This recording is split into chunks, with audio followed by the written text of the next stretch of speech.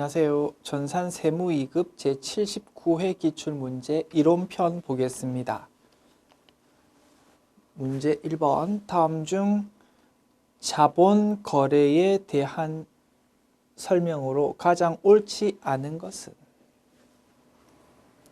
유상증자 시 발행되는 주식은 반드시 액면금액으로 발행할 필요는 없다. 맞겠다, 그죠? 2번. 무상증자의 경우 자본금의 증가를 가져온다. 이것도 맞을 거고. 3번. 주식 할인 발행 차금은 주식 발행 초과금의 범위 내에서 상계 처리하고 잔액은 자본 조정으로 회계 처리한다. 맞을 겁니다. 그죠? 주식 할인 발행 차금을 회계 처리하기 전에 나의 반대 포지션인 주식 발행 초과금 있는지 먼저 확인하자고 했습니다. 그래서 나의 반대 포지션이 있으면 그거 먼저 상계하고 나머지 금액을 이렇게 처리하고 주식 할인 발행 차금은 자본 조정으로 분류된다라고 했었다. 그러면 정답은 4번 되겠네요. 자기주식 처분 이익과 자기주식 처분 손실은 자본 조정으로 회계 처리한다. 자기 주식 처분 손실은 자본 조정 맞는데, 그지? 자기 주식 처분 이익은 자본 잉여금에 해당한다고 했습니다.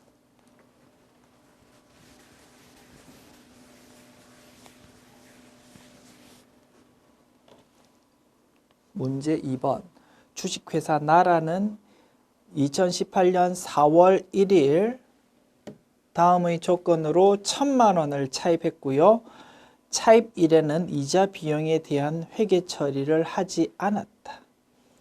2018년 12월 31일 이자 비용에 대한 결산 분계를 누락한 경우 재무제표에 미치는 영향으로 올바른 것은?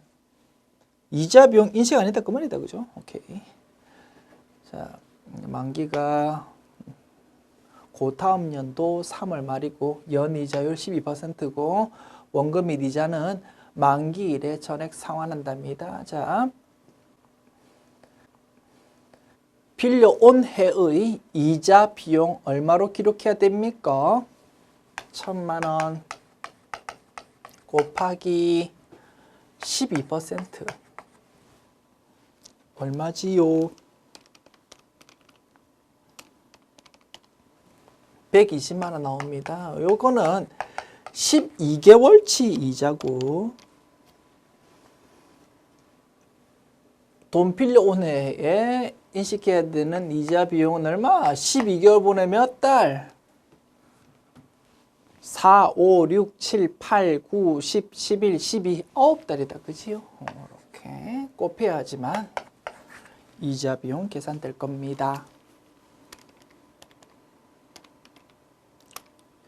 120만 원 곱하기 9 나누기 12 하면은 90만 원 이렇게 금액 계산되고요. 차변의 이자 비용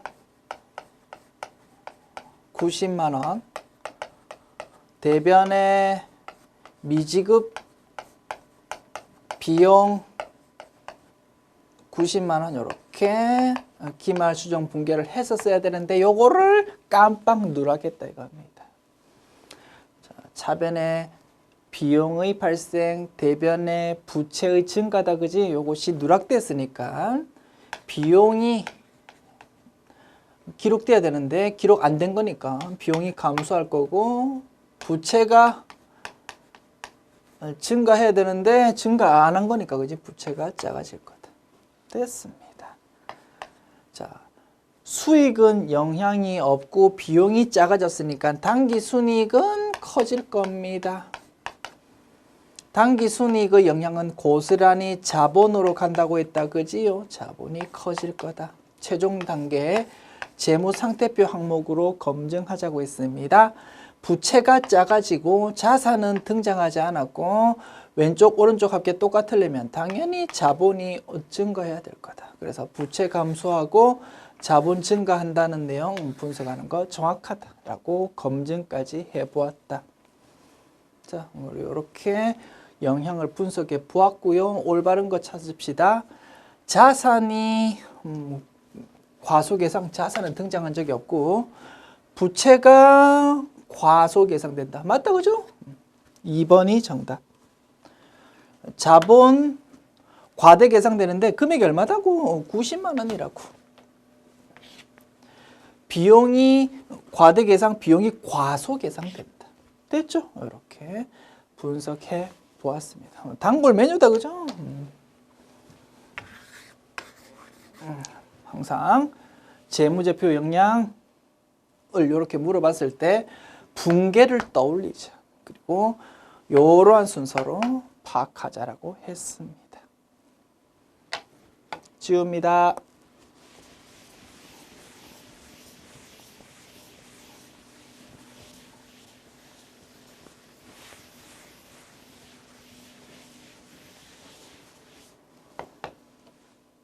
문제 3번.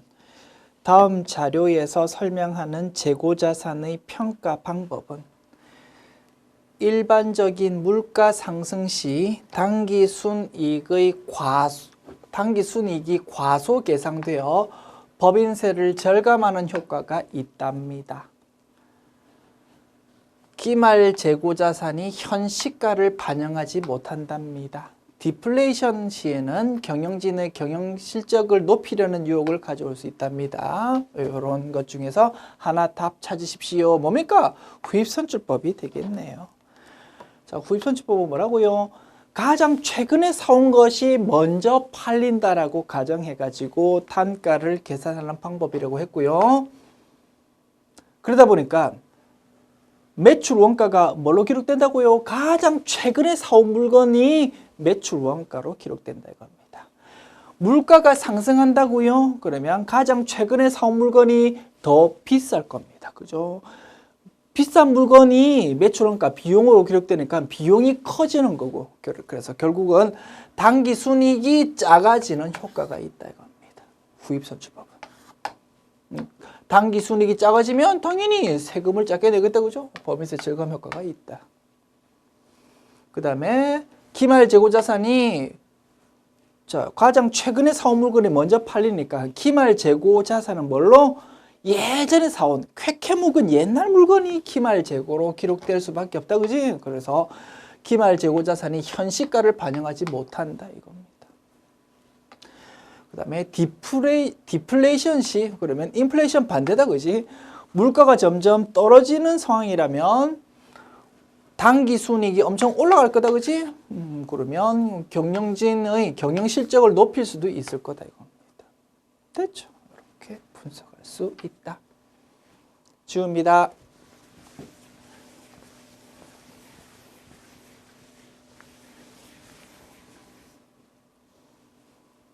문제 4번. 다음의 유가증권을 단기 매매 증권으로 분류하는 경우와 매도 가능 증권으로 분류하는 경우의 2018년에 계상되는 단기 손익의 차이 금액은 얼마일까? 단기 매매 증권 회계 처리, 매도 가능 증권 회계 처리 한다, 그죠? 그 두 개를 비교해 가지고 금액 차이 구해보자. 단기 손익 금액 차이 됐습니다. 주식회사 대한은 A회사 주식 1000주를 주당 5,000원 공정가치에 매입하면서 거래 비용으로 5만 원이 발생했고요. 기말에 주당 공정가치가 5,500원으로 평가되었답니다.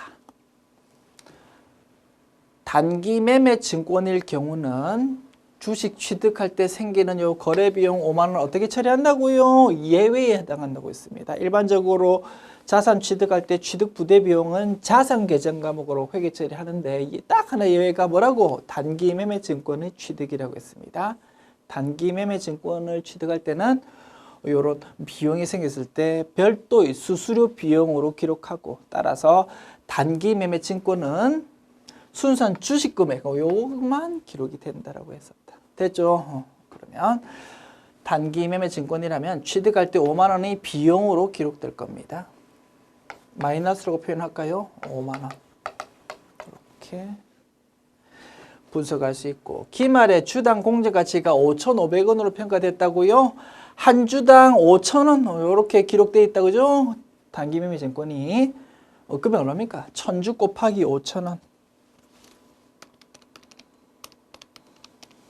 500만 원이라고 단기 매매 증권 계정 과목 금액이 딱 기록된다 이겁니다. 취득했을 때 기말에는 어떻게 금액이 된다고요? 5,500 곱하기 1000주 550만 원으로 금액이 바뀌어야 된다. 그러면 50만 원을 단기 매매 증권 평가 이익이라는 수익 계정 과목으로 회계 처리할 거다. 그죠? 그래서 플러스 50만 원 이렇게 표현할 수 있겠고 단기 손익 영향은 플러스 45만 원이라고 분석할 수 있을 겁니다. 반면 매도 가능 증권일 때는 어떻게 처리합니까? 취득할 때 생기는 거래 비용 5만 원 취득 부대 비용이니까 그지? 원칙에 따라서 500만 원과 5만 원 합한 505만 원을 매도 가능 증권이라는 금액으로 기록할 거고. 그죠? 그 다음에 기말에 주당 공정가치 5,500원 되면 550만 원으로 이제 금액이 바뀌어야 되니까 요 차이 금액인 얼마요? 45만 원. 그거를 뭘로? 매도 가능 증권 평가 이익 계정 과목으로 회계 처리할 거다 이겁니다. 그리고 주의할 점, 매도 가능 증권 평가 이익은 수익 계정 과목이 아니고 뭐다고? 기타 포괄 손익 누계, 즉 자본 계정 과목에 해당한다 이겁니다. 따라서 매도 가능 증권일 경우에는 단기 손익 영향은 있다 없다? 하나도 없다라는 것이 결론이다.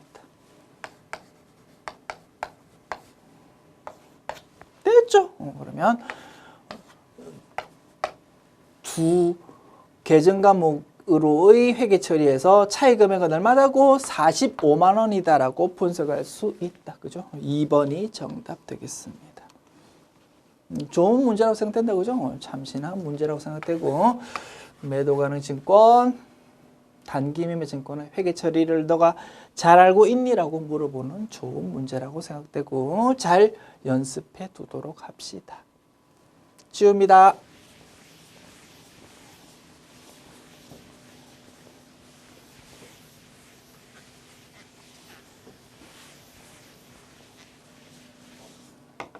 문제 5번 볼게요. 다음 중 회계 추정의 변경사항이 아닌 것은? 회계 변경은 두 개로 나눌 수 있다고 그죠? 회계 정책의 변경과 회계 추정의 변경 두 개로 나눌 수 있는데 회계 추정의 변경이 아닌 것을 찾으랍니다. 즉 회계 정책의 변경을 찾으십시오. 그 의미일 것입니다. 자, 금융자산의 공정가치의 변경, 추정의 변경이다. 그지요?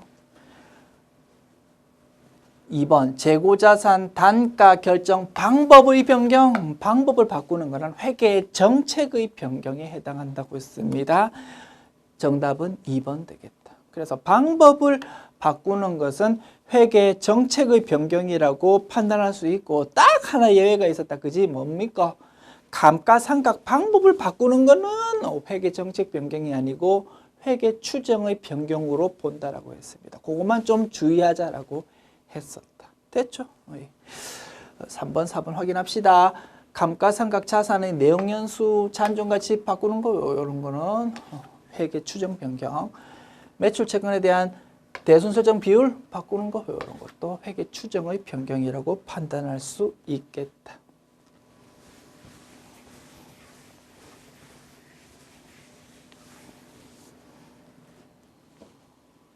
문제 6번.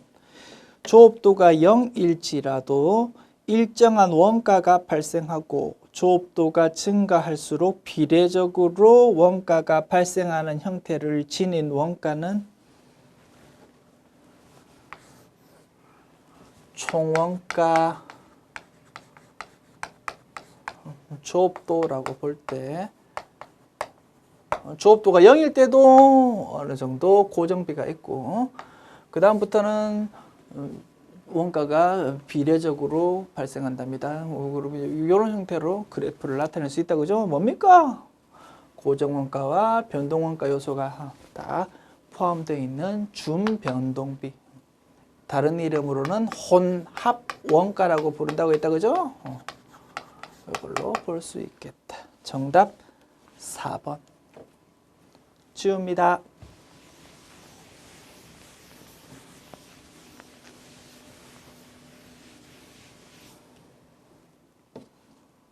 문제 7번. 다음 중 원가의 개념이 가장 잘못 연결된 것은?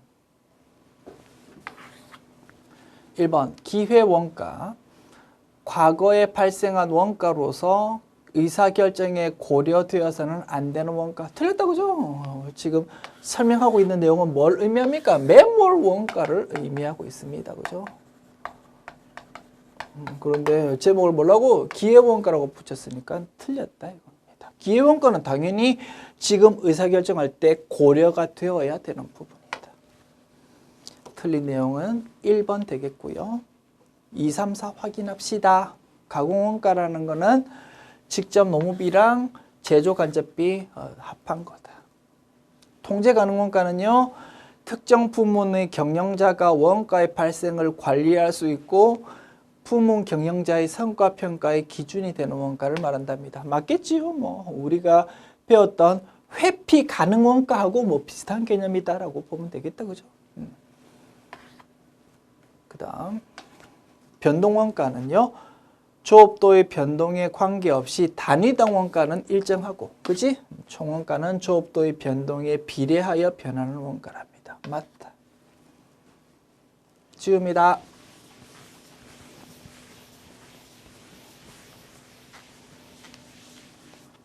문제 8번. 다음 중 개별 원가 계산에 대한 특징으로 틀린 것은? 조선업, 건설업 등 주문 생산에 유리하다. 개별 원가 맞고요. 실제 원가나 예정 원가를 사용할 수 있다.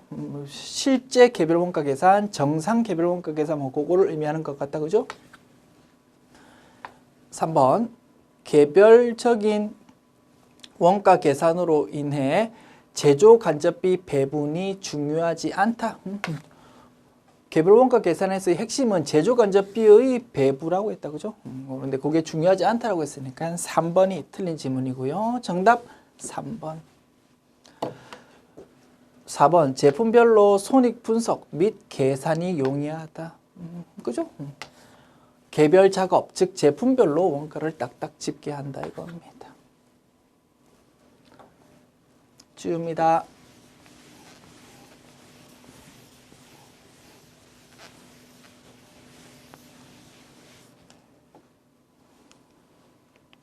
문제 9번. 다음 중 제조 간접비에 대한 설명으로 틀린 것은? 인과관계에 따라 제조 간접비를 배분하는 것이 용이하지 않다. 인과관계가 가장 합리적인 배분 기준인데 뭐 요런 게 용이하지 않을 경우도 되게 많다라고 했다. 그죠? 그러면 이제 차선책으로 다른 대안을 찾는다라고 했었다. 맞는 내용 같고요. 2번. 제품에 배부되는 원가를 직접 추적할 수 없는 간접 원가랍니다. 그죠? 3번. 제조 간접비는 간접 재료비, 직접 노무비, 공장 감가상각비 등을 예로 들 수 있다. 틀렸다. 그죠? 뭐 때문에 직접 노무비가 아니고 간접 노무비라고 되어야만 맞는 문장일 거다 이겁니다. 따라서 정답 3번. 4번. 제조 간접비의 배분 방법에는 실제 배분법과 예정 배분법이 있다. 맞을 거다. 그죠? 이렇게 파악할 수 있고, 그 다음에 이 신청이 들어간 모양입니다. 일반적으로 인과관계에 따라서 배분하는 것이 용이하지 않은 경우가 되게 많은데, 뭐 경우에 따라서는 인과관계가 명확한 경우도 있을 거다. 그지? 그래서 이것도 정답으로 해주십시오라고 이 신청해서 그거 받아들여진 모양입니다. 됐습니다. 그래서 뭐 1번, 3번이 모두 정답으로 인정. 지웁니다.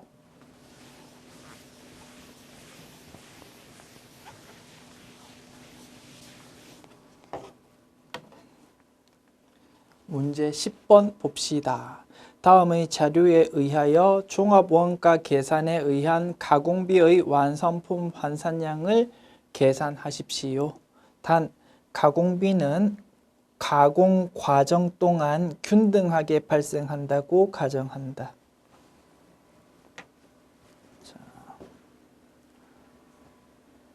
기초제공품, 착수량, 완성량, 기말제공품 자료가 나와 있습니다. 그리고 지문 예시를 보니까 평균법에 의할 때와 선입선출법에 의할 때 뭐 이렇게 자료가 지문으로 나와 있네. 그죠? 두 방법으로 전부 다 분석해야만 정답 찾을 수 있을 거다. 됐습니다. 물량 흐름 파악합시다.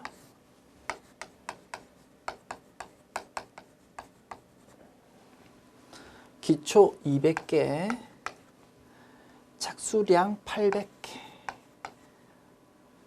완성량 600개, 기말제공품 400개랍니다.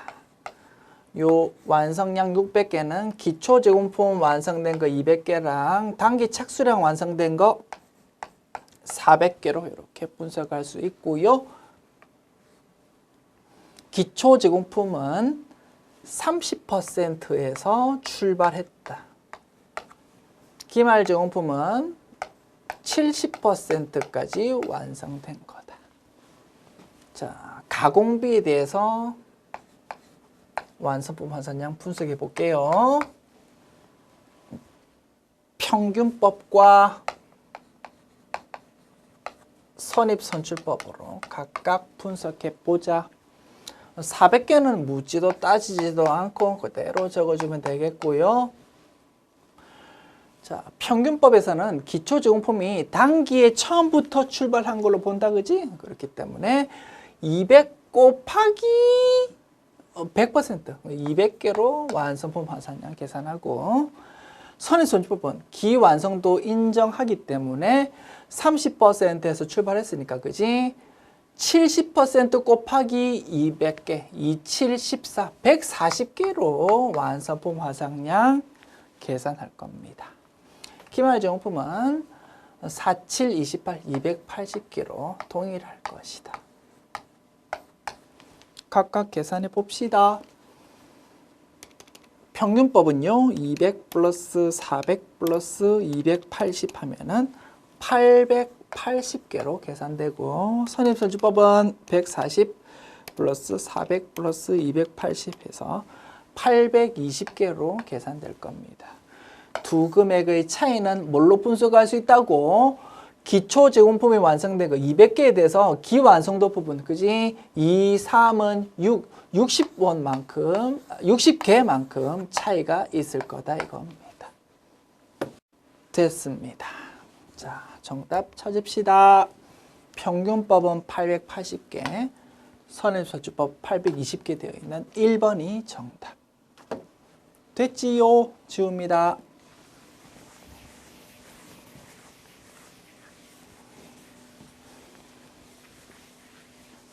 그래서 뭐 어렵지는 않지만, 그지? 좋은 문제라고 생각되고 잘 연습해 두도록 합시다. 지울게요.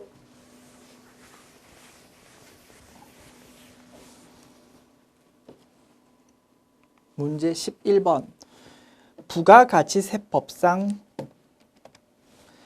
수정 전자세금 계산서 작성일을 적고자 한다. 다음 중 작성일을 소급하여 처음에 발급한 전자세금 계산서의 작성일을 적어야 하는 것은, 수정세금 계산서 발급할 때 핵심은 뭐라고? 작성 연월일을 며칠로 할 것인지가 핵심이라고 했습니다.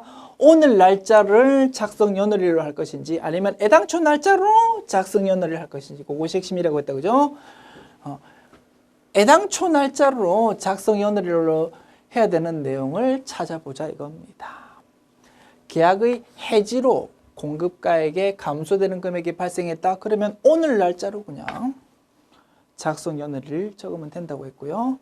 처음에 공급한 재화가 환입됐다. 이런 거를 매출 환입이라고 부른다 했다고 그죠? 마이너스 세금계산서 끊으면 되고 언제 날짜? 오늘 날짜라고 했습니다. 세율을 잘못 적용했다고요? 10% 세금 계산서 끊어야 되는 거를 0%로 세금 계산서 끊었다. 잘못된 거 고치려면 어떻게? 애당초 날짜로 수정 세금 계산서 끊어야 될 겁니다. 그래서 3번이 정답.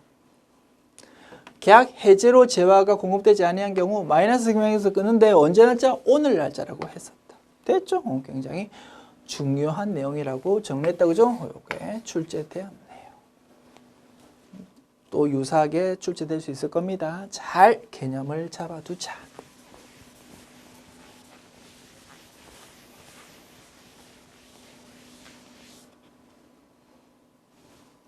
문제 12번. 다음 중 세금 계산서 발급 의무의 면제 대상이 아닌 것은? 세금 계산서 또는 영수증 자체를 아예 발급 안 해도 되는 내용들 정리했다 그죠? 그게 아닌 거를 찾아보자. 택시 운송 사업자가 공급하는 재화 또는 용역, 택시는 발급 안 해도 된다라고 정리했다. 미용, 욕탕 및 유사 서비스업을 경영하는 자가 공급하는 재화 또는 용역, 모기미 형제, 이것도 발급 의무 면제라고 했습니다. 내국 신용장 또는 구매 확인서에 의해서 공급하는 수출용 재화, 영세율 거래의 경우 일반적으로 세금계산서 발급 의무 면제가 되는데 왜냐하면 외국 애들을 상대로 하잖아, 그지? 한글도 모르는 외국 애한테 한글로 되어 있는 세금계산서 발급해봤자 의미가 없다 이겁니다. 그래서 대부분의 영세율 거래는 세금계산서 발급 의무 면제되는데 주의할 점, 공급하는 사람, 공급받는 사람이 전부 다 우리나라의 사업자인 내국신용장 구매 확인서에 의한 요런 영세율 거래는 영세율 세금계산서를 반드시 발급해야 된다라고 정리했었다 이겁니다. 그래서 정답은 3번 되겠다. 4번 부동산 임대 용역 중 간주 임대료, 간주 형제들이라고 우리 정리했다 그죠? 이런 것들은 세금계산서 발급 의무 면제다. 됐습니다.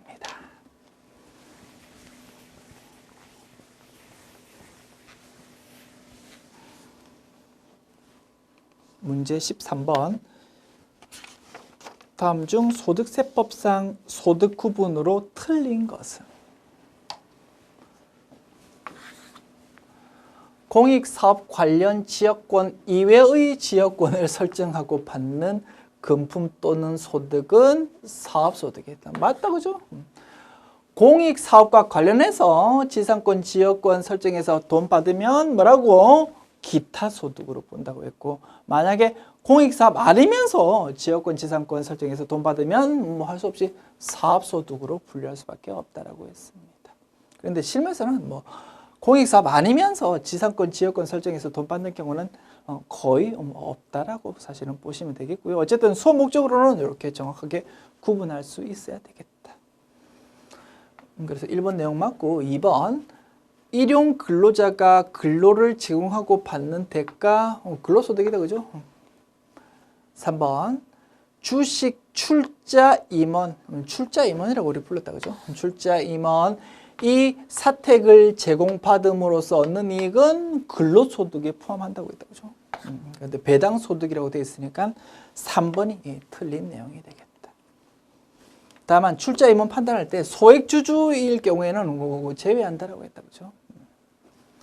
그 다음 4번 계약 위반 해약 등으로 인한 손해배상금 기타 소득으로 분류한다고 했습니다.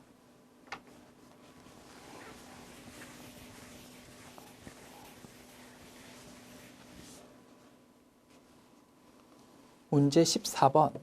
다음 중 부가가치세법상 과세대상 재화에 해당하는 것으로 가장 적절한 것은? 과세대상 찾아보십시오. 그 말이다. 그죠? 무연탄, 연탄 이런 거 면세고요. 토지 면세다. 그죠? 도서신문 면세다. 그러면 정답 4번 되겠네요. 4번. 영어법과는 보이지 않는 무채무를 말한다. 그죠? 보이는 물건이든 보이지 않는 물건이든 전부 다 과세 대상 재화라고 했다. 과세 대상 재화라고 우리가 정리했었습니다.